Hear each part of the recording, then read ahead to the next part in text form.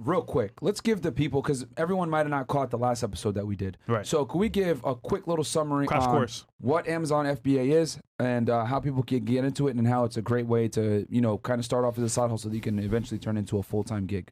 Yeah, Amazon FBA is fulfilled by Amazon. So this means like instead of you ordering from a regular website and, the company ships it to you, fulfilled by Amazon is where Amazon is doing all of the shipping. So Amazon ships the product to the customer. Yeah. Amazon handles the customer service, all of that. So basically, if in FBA, all we do as sellers is we make sure our products are ready to ship when Amazon gets it. So like for me, for example, I have a warehouse.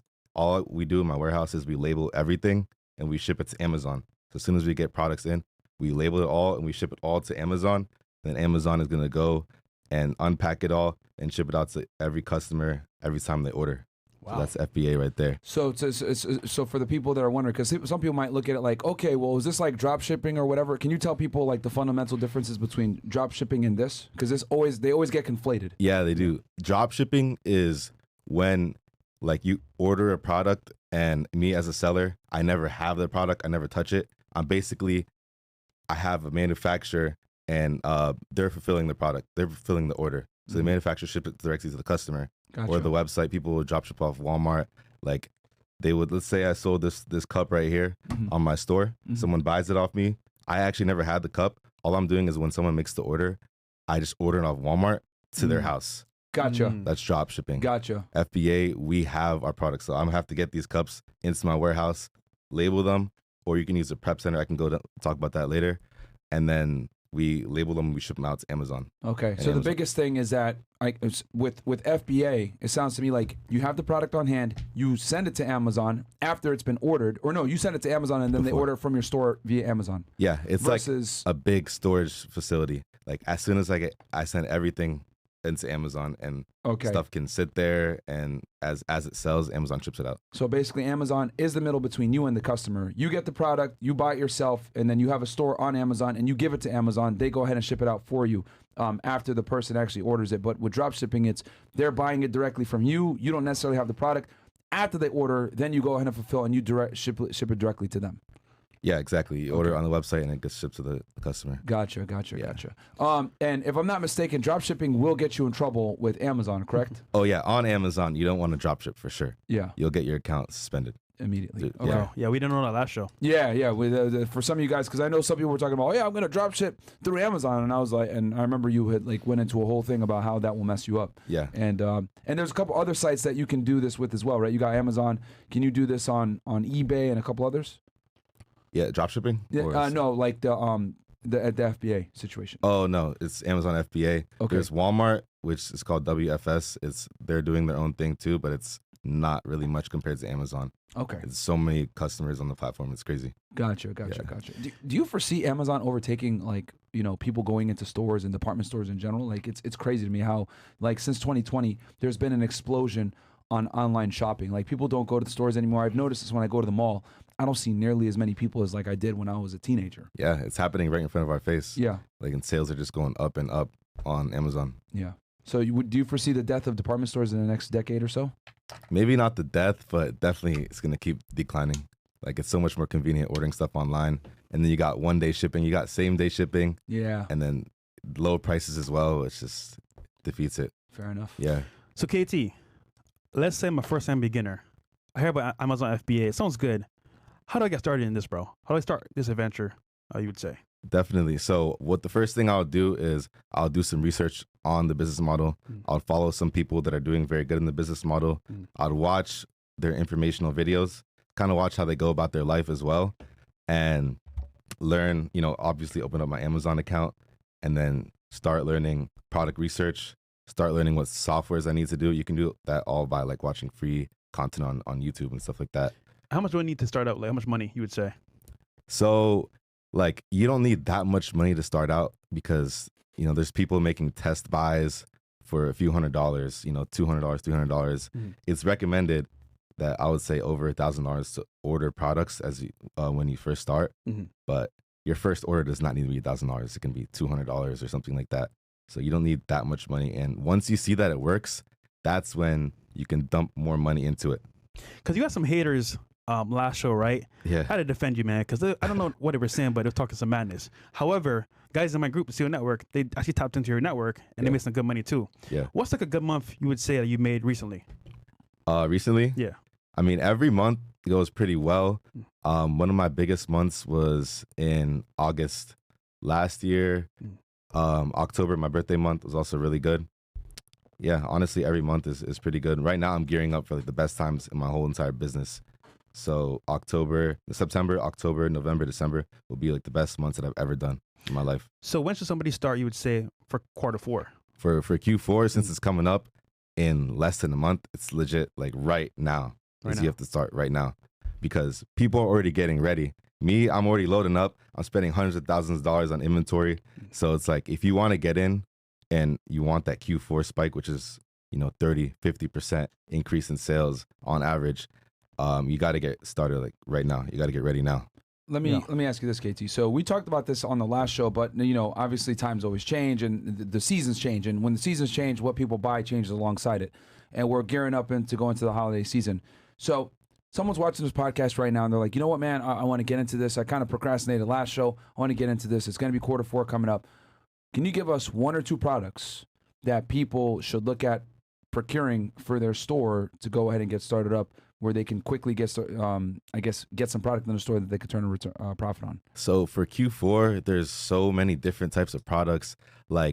So one example is like decorations for Halloween. There's those big skeletons in your front yard, all of that, the decorations. And then for Christmas coming up too, there's lights, all the lights you put up in front of your house. Where are people buying them? They're buying on Amazon.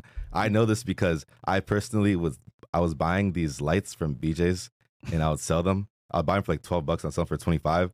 And that listing in November and December had like 5,000 sales a month. Damn. Crazy. So like if you're making, $4 profit on each one, getting 1,000 sales, that's big time. Just buying bulk Off one product. One. Yeah. There's lights, those reindeers in front of in the cribs. So so if someone has like $500,000 and they want to get in right now, a safe bet would be, hey, purchase some holiday decorations potentially. Yeah. So I don't build my business based upon like the seasonal stuff. Yeah. But there's so much seasonal stuff that you can add on to your business. Exactly. And it's just free money. You just grab the free money, basically. And you have like some staple products that you use. I remember you talked about on the last show, staple products that you use, and then you augment it with like seasonal stuff that can make more money as well. Exactly. That's the thing about it, is my business is all like stuff that I sell throughout the year. But then when I feel like making more money, I'll hit up someone in my network. Yo, what's hot right now? Oh, back to school season. There's backpacks, calculators, people running up tens, thousands of dollars, off that stuff. There's always trends going on. I remember selling pools. I made 6 figures profit selling pools my first year on Amazon. So it's like there's always trends going on. But the thing is that's so lit about it is you don't have to build your business based off that. You just add it. So the safe way to go is like obviously have a staple amount of products. How many products would you say a guy should have first starting out? How many products should they have as the core? 3, 5, 10? I would test out probably 5 to 10 products Okay. in my first few months, 2 months. Okay. Yeah. And then from there, once you have a solid business model with products that sell regardless of the season, augment that, add in the more seasonal stuff or the things that sell depending on the date. Exactly. Yeah. When you see the easy way to see the seasonal stuff is like, because you're given all the historical data when you're using a software called Keepa. So you can see 1 year ago in October, this stuff was selling like crazy. So it's October again. I can assume this stuff is going to be selling like crazy again. And that's why I'm able to repeat same products every year, because I can see it. The historical data is given to me. Gotcha. Yeah. So I knew a guy that had Amazon business as well, and he said Black Friday was his best time to sell. Yeah. Is that true? Black Friday is a really good time to sell as well? Yeah, I didn't even mention Black Friday. Black Friday was, I think I did like 40K is my biggest day ever. Black Friday. In one day.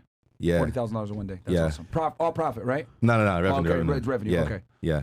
So yeah, Black Friday is huge. Because he saved up all year and then dumped a bunch of money into products, and he Yeah. made like $1 million off of that, which is crazy. That's crazy. It's a nice strategy. Yeah. So, but question though. So let's say it's seasonal, right? And that comes like once a year. Would that be a safe bet to just work off of that, or have you said earlier products are more staple or better? Yeah. Okay. Because it's a real business. So you have stuff you know you're gonna get your check every single month. Mhm. You selling products that you already know are gonna sell, such as the grocery products, like these cups too, stuff like that people buy every month. Mhm. So you don't want to build your business based off seasonal stuff like pools or Christmas decorations, which some people do. They actually just rotate. You know, they got summer stuff, they got winter stuff. But me personally, I'm someone that likes to have something stable, where I know I'm selling it every single month, month in, month out, same sales no matter what. And then I want to add on to with like the riskier seasonal stuff. Mm. So, KT, let me ask you this. Let's say someone's watching this and like, you know what? Damn, this is okay. This is interesting. This is potentially something I can do. I got $500,000, etc. You know, I might sign up for the program, but I kind of want to know what are 3 products that someone can go ahead and get right here, right now, that are pretty much always going to sell, that they can kind of at least start the business off of. I know you have a bunch, but like, what can you give us 2 to 3 that someone can go ahead and get right now that pretty much is probably going to return up some kind of profit? Yeah, there's a ton of different products that sell, you know, throughout the year. Yeah. I would, you know, put it categorically. Sure. Supplements, Okay. grocery products, Okay. your seasons, all of that, kitchen condiments, soap, like body soap, hand soap, all of that stuff sells throughout the year. Uh-huh. And you And supplement. When you say supplements, you're talking about like fitness supplements, like a multivitamin or something like that. Yeah, like vitamins. I remember I used to sell some vitamins as well. Uh-huh. It's pretty consistent throughout the year. Gotcha. And you mentioned there's a software you can check these products on. What's it called again? Yeah, so I was talking about the software called Keepa. It's Keepa. Mm. It's $17 a month software that gives you all of the historical data. You can see what the price of the product is selling at and the whole span of the lifespan of the product. So you can see the price, you can see how many people are selling it, and yeah. Do you like put in a SKU number and it just tells you? Is that how it goes? How you look? Every time you click an Amazon listing, it'll automatically like populate below. Okay. Yeah.